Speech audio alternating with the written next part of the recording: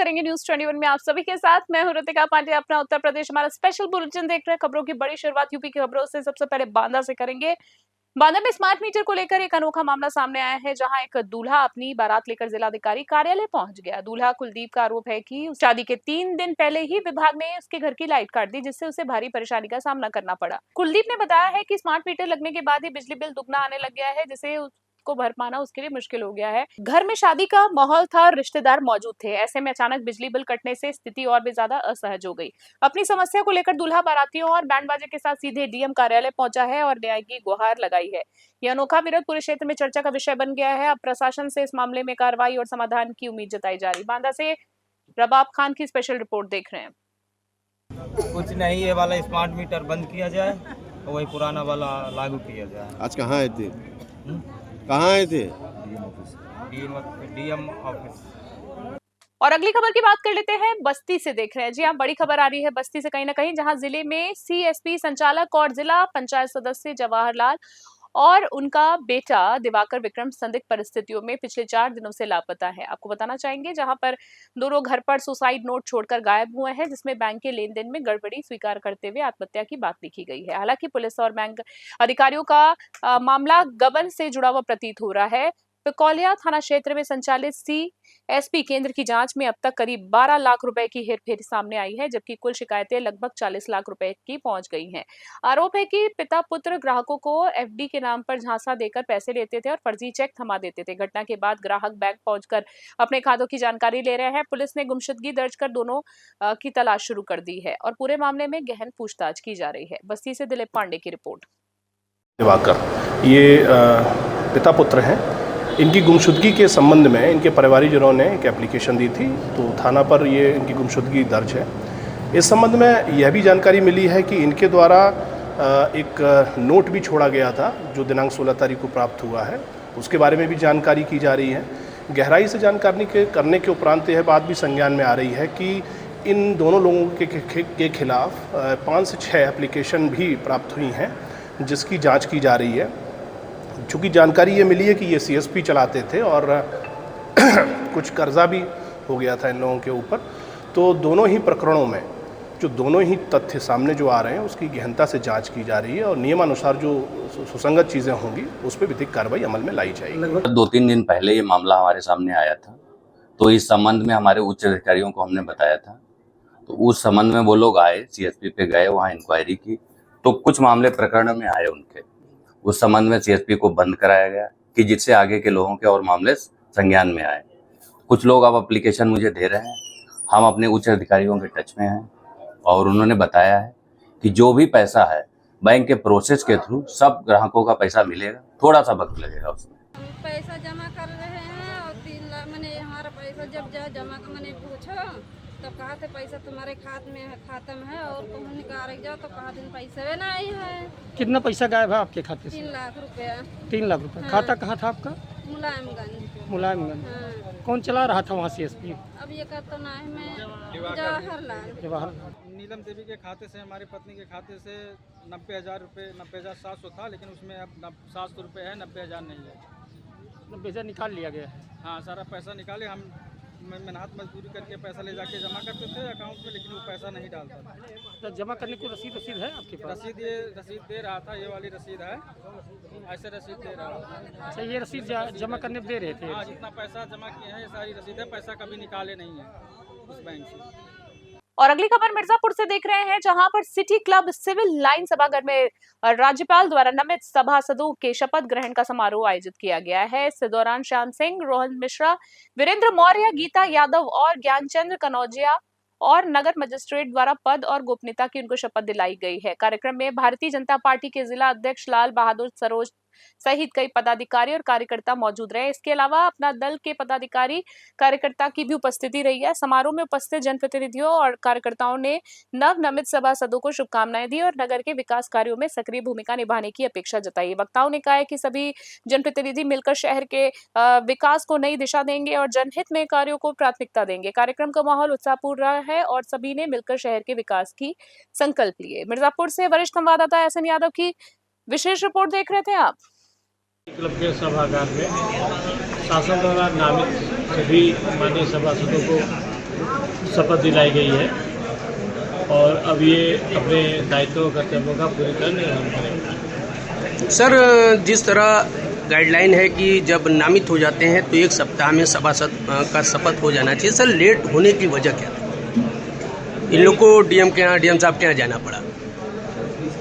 ऐसा नहीं है, कुछ छुट्टियां, कुछ प्रक्रिया थी जिसकी वजह से थोड़ा बहुत विलम्ब हुआ है।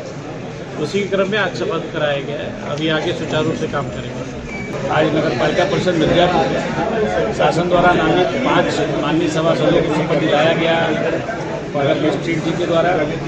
इन सभी को मैं शुभकामना और बधाई देता हूँ और आशा रखता हूँ कि पूरे नगर में नगर पालिका का विकास रथ और तेजी से आगे होगा। और अगली खबर की बात करें मिर्जापुर से, एक बार फिर से देख रहे हैं नगर स्थित श्री माता प्रसाद माता भीख इंटर कॉलेज में स्थापना दिवस और संस्थापक जयंती समारोह धूमधाम से मनाया गया है। करीबन 80 वर्षों से शिक्षा और संस्कार के क्षेत्र में योगदान दे रहे विद्यालय में आयोजित इस कार्यक्रम का शुभारंभ मुख्य अतिथि कुलदीप प्रोफेसर शोभा गौड़, विशिष्ट अतिथि पूर्व राज्यसभा सांसद राम सकल और जिला विद्यालय निरीक्षक मायाराम द्वारा मां सरस्वती की प्रतिमा पर माल्यार्पण और दीप प्रज्वलित करके किया गया है। मुख्य अतिथि ने छात्रों को संबोधित करते हुए कहा है कि शिक्षा व्यक्तित्व निर्माण का आधार है जो आत्मविश्वास, अनुशासन और सकारात्मक सोच का विकसित करने में एक बड़ा योगदान देती है। विशिष्ट अतिथि ने कहा है कि ऐसे आयोजन छात्रों को सर्वांगीण विकास में सहायक होते हैं। जिला विद्यालय निरीक्षक ने विद्यालय के अनुशासन और शिक्षा व्यवस्था की सराहना की है। कार्यक्रम में अन्य वक्ताओं ने शिक्षा के साथ संस्कारों के महत्व पर भी जोर दिया और छात्रों को जीवन में सफल बनने के संदेश दिए। मिर्जापुर से वरिष्ठ संवाददाता एसएन यादव की विशेष रिपोर्ट देख रहे थे आप। और एक बार फिर से खबर देख रहे हैं जहां जिले के थाना हुजूरपुर क्षेत्र के गौर गोसाईपुरवा गांव में जमीनी विवाद को लेकर 2 पक्षों के बीच जमकर मारपीट हो गई। इस हिंसक झड़प में एक ही परिवार के कई लोग गंभीर रूप से घायल हो गए हैं जिन्हें उपचार के लिए अस्पताल में भर्ती कराया गया है। पीड़ित युवक अबरार के अनुसार पिछले साल हुए जमीनी विवाद और हत्या के मामले को लेकर कोर्ट में केस चल रहा था। आरोप है कि विपक्षी पक्ष लगातार गाली गलौज और धमकी दे रहा था। पीड़ित ने बताया है कि 2 दिन पहले ही एसडीएम और एसपी को प्रार्थना पत्र देकर सुरक्षा की मांग की गई थी लेकिन कोई कार्रवाई नहीं हुई। आरोप है कि सोमवार सुबह दबंग ने घर पर धावा बोल दिया और हमला कर दिया जिससे अबरार के पिता और चाचा गंभीर रूप से घायल हो गए हैं। पीड़ित परिवार ने पुलिस पर लापरवाही और आरोपियों को संरक्षण देने के आरोप लगाए। फिलहाल पुलिस मामले की जांच कर रही है। बहराइच से राहुल वर्मा की रिपोर्ट। घटना ये हुई कि हमारे वहाँ से अगले साल लड़ाई हुई थी तो उसके हमारे लोग के ऊपर मुकदमा चल रहा था और हमारे पापा वापा गांव पे रहते थे तो ये लोग रोज़ गाली देते थे, गुप्ताई देते थे और हमने परसों एसडीएम साहब को, एसपी साहब को दरखास्त भी दी थी। पुलिस भी गई, पुलिस ने हमारी कोई सुनवाई नहीं की और सुनवाई कोई नहीं की और हमको ही डांट के चली आई कि तुम लोग झगड़ा करते हो। और फिर ये लोग सुबह आए कि तुम लोगों ने क्यों एप्लीकेशन दे दी।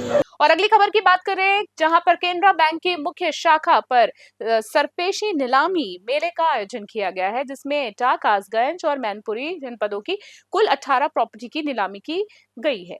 इस मेले में विभिन्न जिलों से बड़ी संख्या में लोगों ने भाग लिया है और संपत्तियों की खरीद में रुचि दिखाई है। सरपेशी मेले के दौरान बैंक अधिकारियों ने नीलामी प्रक्रिया को पारदर्शिता के साथ व्यवस्थित तरीके से संपन्न कराया है। इस अवसर पर केनरा बैंक के एजीएम मनोज कुमार, डीएम राज सिंह और बैंक मैनेजर अक्षय कुमार सहित कई अधिकारी मौजूद रहे हैं। बैंक अधिकारियों ने बताया है कि इस तरह के मेले का उद्देश्य बकाया ऋण की वसूली के साथ साथ संपत्तियों को पारदर्शिता के साथ नीलामी करना है। मेले में भाग लेने वाले लोगों को नीलामी प्रक्रिया की पूरी जानकारी दी गई और नियमों के तहत बोली लगवाई गई है। आयोजन के सफल संचालन बैंक और प्रतिनिधियों दोनों को लाभ मिलने की उम्मीद जताई गई है। टसेराज अली की रिपोर्ट। यहाँ पे हमने ना सरफेसी एक्सपो या सरफेसी मेला लगाया है जहाँ पे हमारे कैनरा बैंक के द्वारा जो ऑनलाइन banknet.com पे प्रॉपर्टी या बेची जाती है उसकी नीलामी की सेल की हमने प्रदर्शनी लगाई है। आज कितनी नीलामी होगी? 18 प्रॉपर्टीज़ हैं जो नीलामी में लगी जिसमें 3 डिस्ट्रिक्ट की प्रॉपर्टीज़ हैं, एटा, कासगंज, मैनपुरी, इन 3 डिस्ट्रिक्टों की प्रॉपर्टी है। तो बैंक की कौन कौन अधिकारी मौजूद रहे? इसमें बैंक के इसमें मुख्यतः तो जो चेयरमैन बैंक के जो एजीएम साहब हैं मनोज कुमार सर, उनके उसमें हुई है। फिर हमारे डीएम साहब जो ऑथराइज ऑफिसर हैं जो सरफेसी देखते हैं, राज सिंह सर। और हापुड़ से अगली खबर देख रहे हैं जहां आवास विकास कॉलोनी क्षेत्र में एक शादी समारोह में उस वक्त हाई वोल्टेज ड्रामा देखा गया जब एक व्यक्ति की दूसरी शादी के दौरान उसकी पहली पत्नी अचानक मंडप में पहुंच गई। जानकारी के अनुसार दूसरी शादी रचाने जा रहा था। जैसे ही पहली पत्नी को इसकी सूचना मिली वह सीधे शादी स्थल पर पहुंची और समारोह को रुकवा दिया। मंडप में पहुंचते ही महिला ने पति पर गंभीर आरोप लगाए और कहा कि बिना कानूनी रूप से तलाक लिए दूसरी शादी करना गैर कानूनी है। इस दौरान दोनों पक्षों के बीच तीखी बहस हुई, नोकझोंक हुई जिससे माहौल तनावपूर्ण हो गया। सूचना मिलने पर पुलिस मौके पर पहुंची और स्थिति को नियंत्रित किया। थाना प्रभारी जी, अब थाना प्रभारी निरीक्षक विनोद कुमार पांडे ने बताया है कि मामले की जांच की जा रही है और तथ्यों के आधार पर आवश्यक कानूनी कार्रवाई की जाएगी। फिलहाल शादी को रोक दिया गया है और जांच जारी है। हापुड़ से मोनिश खान की रिपोर्ट।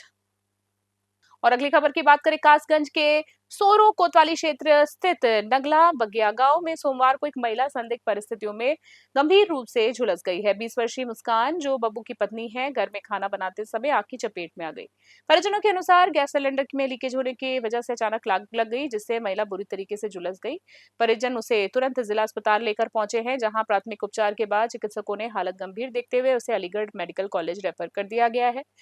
डॉक्टरों के अनुसार महिला करीब 90% तक जल चुकी है और उसकी स्थिति बेहद नाजुक बनी हुई है। घटना की सूचना मिलते ही सीओ अचल चौहान, नायब तहसीलदार सुमित यादव अस्पताल पहुंचे और पीड़िता के बयान दर्ज कराए हैं। प्रशासन मामले की जांच कर रहा है और आवश्यकता पड़ने पर आगे की कानूनी कार्रवाई की जाएगी। कासगंज से अजय कुमार की स्पेशल रिपोर्ट देख रहे हैं आप। ये नौरथा की महिला है, जली हुई बता रही है, खाना बनाते हुए जल गई है और स्थिति इसकी अभी गंभीर है। इसके लिए हमने इसको अलीगढ़ के लिए रेफर कर दिया है। परिवार के लोगों ने क्या बताया था? परिवार के लोग बता रहे हैं ये महिला खाना बना रही थी, उस दौरान ये सिलेंडर या किसी में आग लग के इसका जली हुई है।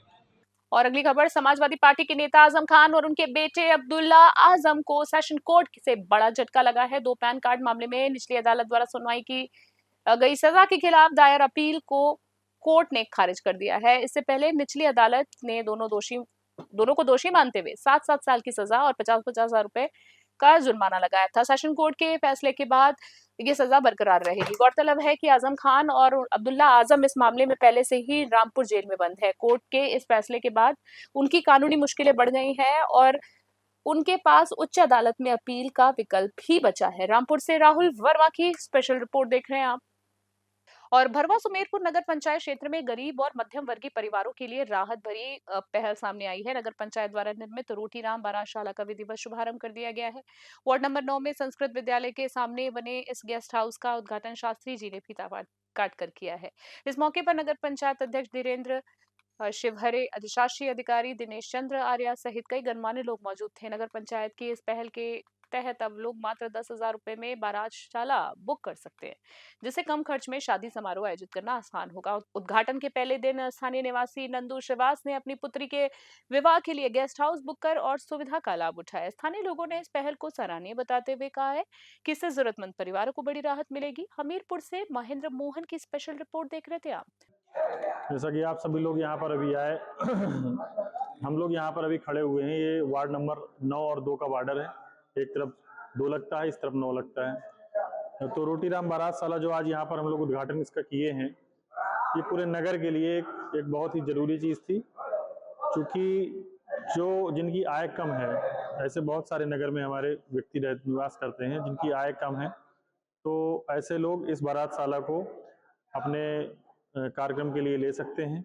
अपना उत्तर प्रदेश स्पेशल बुलेटिन में फिलहाल के लिए इतना ही। बने रहिए न्यूज़ 21 वीकली। नमस्कार, जय हिंद, जय भारत।